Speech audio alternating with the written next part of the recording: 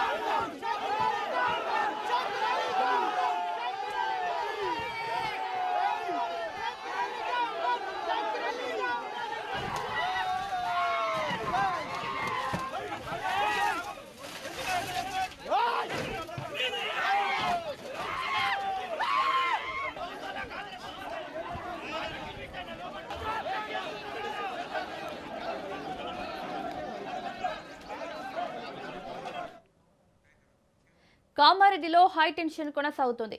MLA camp కార్యాలయం దగ్గర ఉద్రిక్తత తలెత్తింది.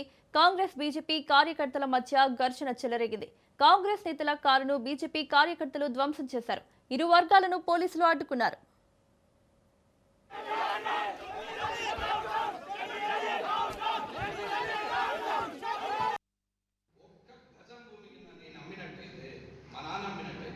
అరే మీసాలు తీసుకుని నేను రోడ్డు మీద నిలబడితే అరగుండు కొట్టించుకుంటాను చెప్తున్నా. అరగుండు ఏ నాకు కూడా ప్రూవ్ చేసినా సరే అరగుండు కొట్టించుకుంటాను. నీకు బాగా అలవాటైంది ప్రతిసారి కాలేజ్ రమ్మన్ ఆస్తుల పరిరక్షణ కమిటీకి నేను ఆస్తులు అప్పచెప్పిన రోజు రామచంద్రయ్య గారు అప్పుడు ఆర్డీఓ ఉన్నారు, కలెక్టర్గా ఇవాళ ఎమ్మెల్యేగా ఉన్నటువంటి వ్యక్తి, ఇవాళ జనసేన ఎమ్మెల్యేగా ఉన్నటువంటి వ్యక్తి అప్పుడు నిజామాబాద్ కలెక్టర్ ఉన్నాడు, ఆంధ్రాలో ఇప్పుడు ఎమ్మెల్యే. ఆయన వరప్రసాద్ గారు అప్పుడు కలెక్టర్ ఉన్నారు. నరసింహారెడ్డి గారికి, తిరుమల రెడ్డి గారికి, అట్లాగే జగన్నాథం గారికి నా కారులో ఎక్కించుకొని జిల్లా పరిషత్ చైర్మన్ ఉన్న నేను ₹1,00,00,000 ఎఫ్డీలు చెక్కులు మొత్తము కలెక్టర్ ముందర పడేసాం. దీనికి సాక్ష్యం నరసింహారెడ్డి గారు, జగన్నాథం గారు, తిరుమల రెడ్డి గారు, వెంకటరామరెడ్డి గారు. కాదని అనమానండి నేను మాట్లాడగా ఆనాడు కథ కనపడలా, ఏ ఒక్క గజం పోయిందా, ఎవరికి ఇచ్చేది? ఆరోగ్య కాలేజీ మాట్లాడుతున్నాడు, ఎవడికి దోస్త ఆరోగ్య కాదు, ఎవడు దాన్ని ఎన్నుకున్నాడు, ఎవడు ఈ ధర్నాలు చేయించాడు? నువ్వు కదా ఊరుకున్నా కొద్ది దేవరాజ్ రెడ్డి అనుకుంటున్నా, ఊరుకున్నా కొద్ది నువ్వు మాట్లాడు.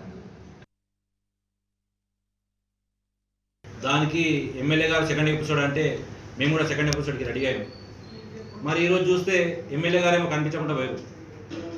ఎందుకు భయమైందా మరి ఏమైందో తెలియదు, కానీ మరి ఎమ్మెల్యే గారు వాళ్ళ బోడక్క కార్యకర్తల్ని పంపించారు.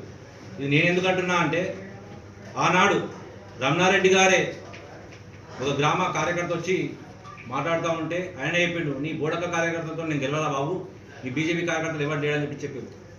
ఈరోజు అదే బోడక్క కార్యకర్తలు పెట్టుకొని ఉచ్చిగొలిపితే వాళ్ళు కుక్కలేక మరుగుతే మేము చూస్తూ ఊరుకోవడానికి ఇక్కడ ఎవరం కూడా సిద్ధంగా లేము.